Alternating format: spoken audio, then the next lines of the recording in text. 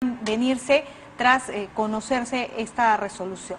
¿Cómo le va, Romy? ¿Qué tal? Un placer. Bueno, hablamos de asilo y cuando hablamos de asilo hablamos de reglas, ¿verdad? Que se tienen que cumplir porque son los requisitos del solicitante, en este caso en España. Así es. ¿Cuáles son estas reglas para que alguien sea precisamente beneficiado con el asilo? Claro, las reglas que se aplican obviamente son las de las españolas, ¿no? Las normas españolas. Y básicamente el principio madre, que además se aplica en todos los demás países, es que exista una especie de persecución política. Es decir, que sin ninguna razón, sin ningún fundamento, existe una persecución política contra una persona que la lleva a retirarse del país y a hacer este pedido de asilo. Ahora, yo conversaba con el abogado de César Inostroza y él tomaba como válidas o como sustento de este pedido las declaraciones del presidente de la República, entre otros funcionarios públicos. ¿Esto califica? ¿Podría ser tomado en cuenta? No, definitivamente eso es muy difícil de enmarcarlo en un proceso de asilo. ¿Por qué? Porque básicamente responde a un tema de opinión política, libertad de expresión, que han venido haciendo una serie de funcionarios, pero no refleja ningún acto concreto que pueda llevarnos a decir que él venía siendo objeto de una persecución política. Es más, en un primer momento no se le levantó la inmunidad a nivel del Congreso para que se le pudiera investigar. Y esto ya se da cuando surge una serie de indicios que evidencian que aparentemente se habría tenido participación en una organización criminal. Es decir, el presidente, en este caso Vizcarra, lo llama delincuente. ¿Esto no podría ser tomado como un argumento válido que sustente el pedido de asilo?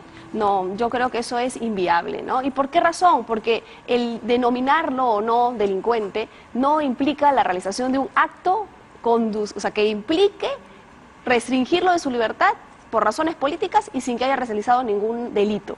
En este caso lo que él tiene es una investigación penal y lo que se le está pidiendo es que la afronte. Es más, él sale del país incluso antes de que se le ponga algún tipo de medida restrictiva, o sea, antes de que se le dé un mandato de detención. ¿Y qué tanto pesa el hecho de que él cuando sale del país no tenía todavía ninguna investigación preparatoria formalizada? Sí. ¿No? Porque eso recién se ha hecho hoy. Sí, pero en el marco de una investigación penal tenemos dos etapas distintas. Tenemos una investigación preliminar, que es la que permite recabar pruebas y en la que es posible incluso una medida de detención preliminar, como ocurrió en el caso Keiko, y luego, cuando ya se recaban los elementos suficientes, el fiscal puede interponer una denuncia penal, que es lo que hoy se conoce como formalización de investigación.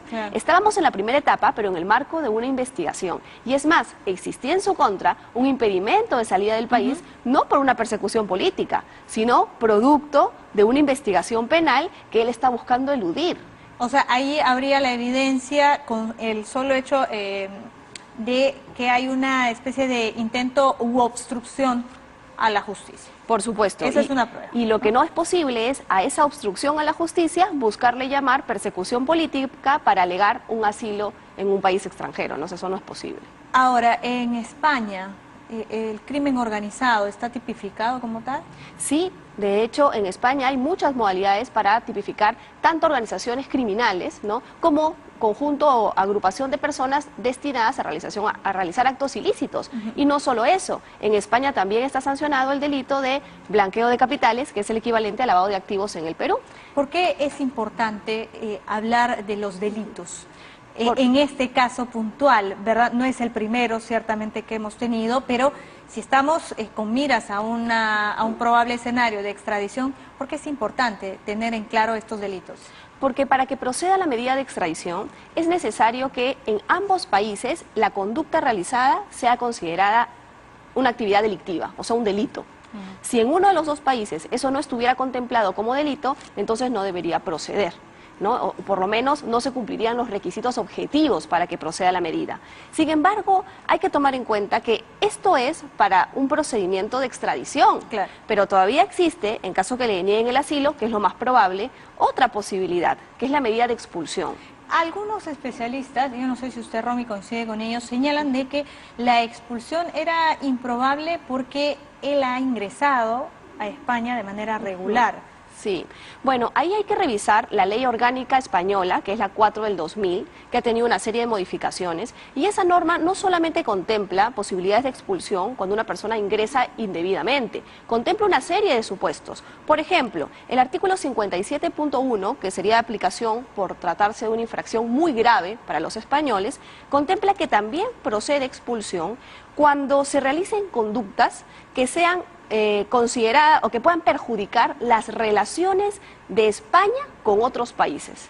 Claro, esto es un tema interpretable, es un tema subjetivo, pero finalmente depende de la voluntad del Estado español. Hay voluntad política, si hay o no voluntad política, pero al menos ya hay esta comunicación que el presidente Vizcarra ha señalado, ha tenido con el presidente o con su par español. Ahora, otro de los puntos también que se ha señalado es que esto se tendría que ver, este punto de la expulsión, precisamente con el veredicto que todavía no conocemos en esta sala de audiencias. ¿Es verdad, Romy, que cuando un solicitante de asilo político presenta este expediente, automáticamente se suspende cualquier proceso de expulsión o extradición?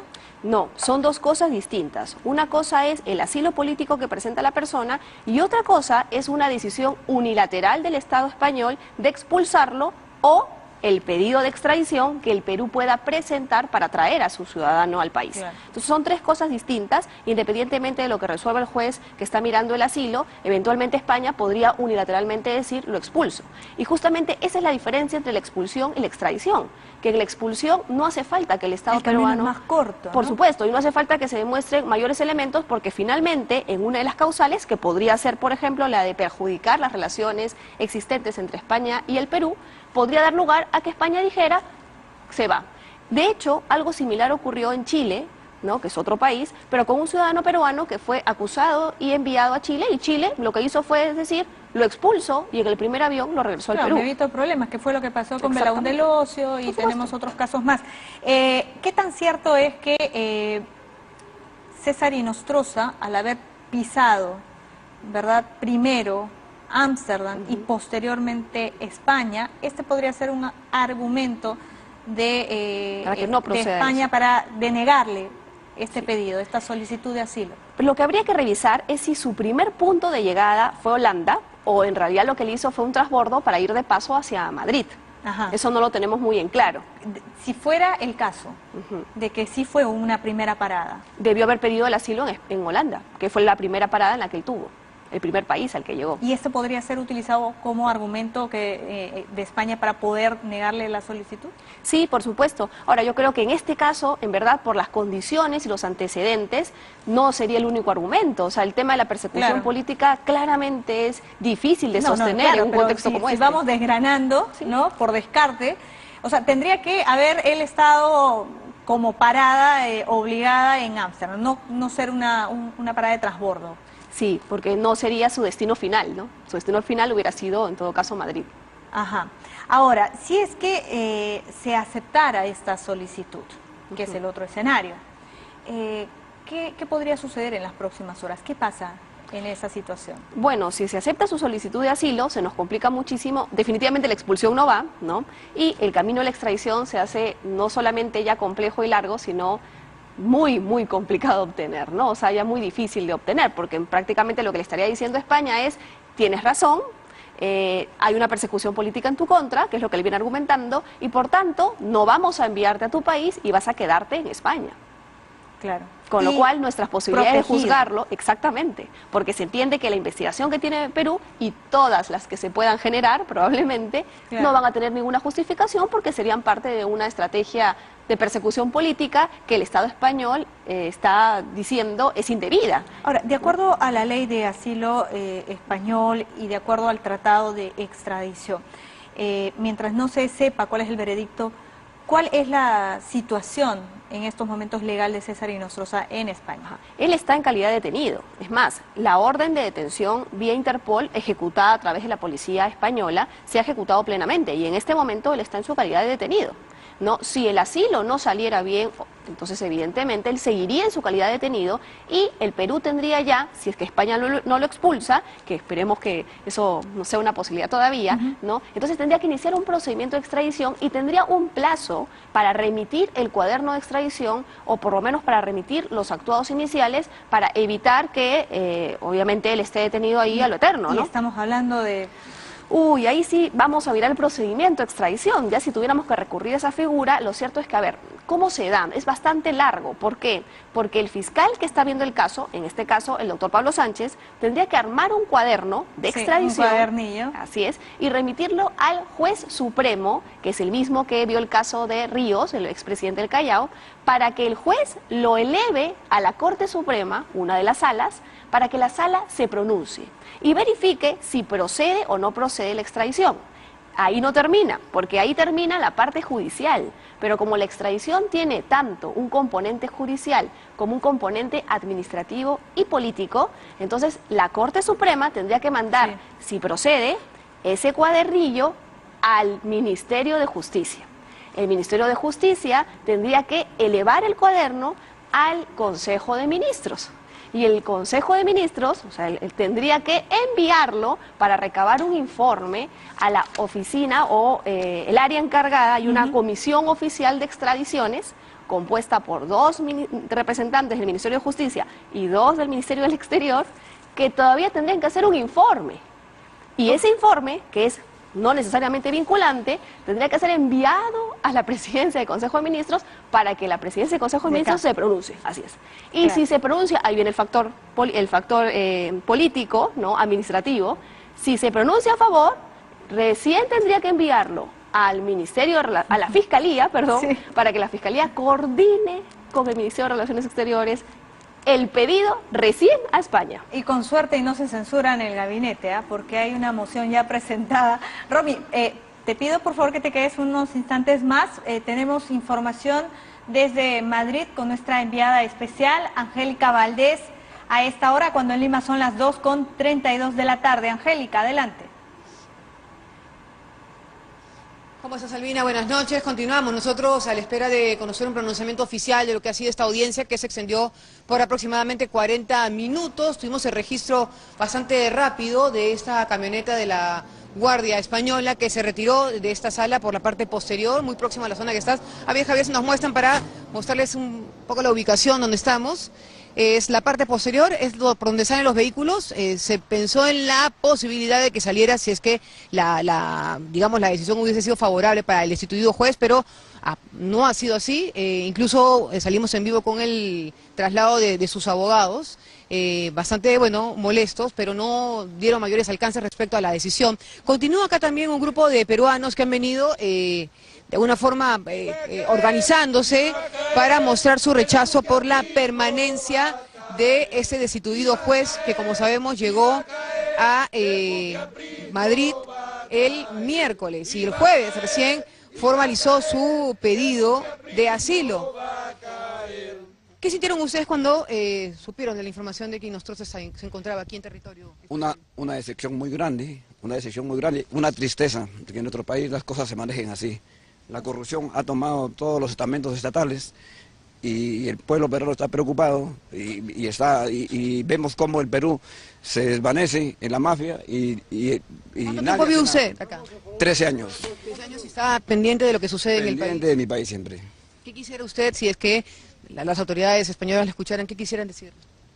Bueno, que le expulsen del país, y que responda ya de los cargos gravísimos que tienen en el país. Nueva Constitución. Bueno, hay varios pedidos que se están haciendo aquí aprovechando esta convocatoria, pero bueno, es el sentir de este grupo de compatriotas. Se han organizado también en otras zonas. Lamentablemente ya la prensa se concentró en este lugar porque tenemos aún la expectativa, necesidad de saber finalmente qué ha decidido la Asamblea Nacional Española.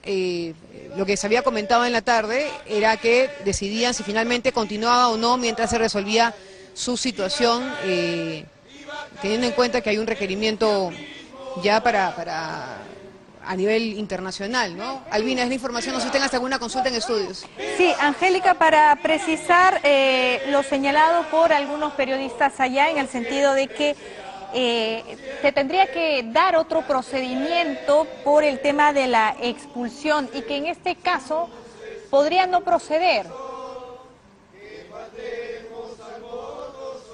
Bueno, la información que nosotros tenemos es que hay un procedimiento de asilo que, según habían indicado acá, prevalecía, pero también hay un pedido de extradición, como hemos visto en algunos documentos, que por lo menos aún no ha sido formalizado, es lo que nos han dicho en la embajada.